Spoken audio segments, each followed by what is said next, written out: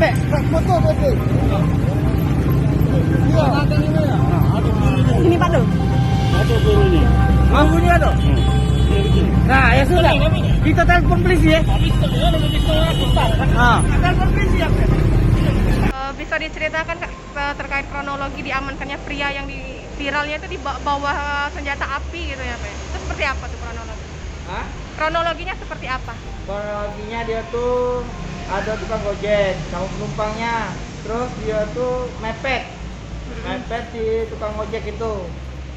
Nah, tapi tempat pas itu pas aku mau narik tas itu, karena kondisi kita lagi macet ya, diterjang orang.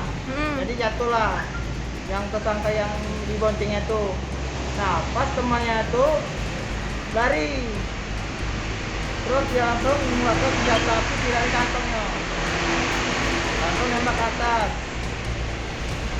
Nah, pas dia ngangkat tek senjata api itu rupanya korek api, langsunglah dikejar masa. Jadi bukan di sini TKP-nya, tapi Depan sini lah, di depan ini sama dia di sini ngerempet si korban. Terus Pakai langsung motor dia itu? lari. Iya, motornya jatuh.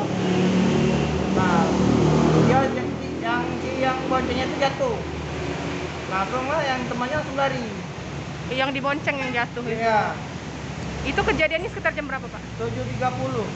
Pagi tadi. Ya, Oke. Tapi memang kita belum tahu, bukan warga sekitar ini untuk pelakunya itu bukan. kalau pelakunya kurang tahu kayak. Untuk senjata api yang diduga senjata api itu memang senjata api atau bukan itu Pak? Pas dicek oleh TKP oleh kami tadi rupanya bukan senjata api. Jangan lupa subscribe, share, komen, dan like ya.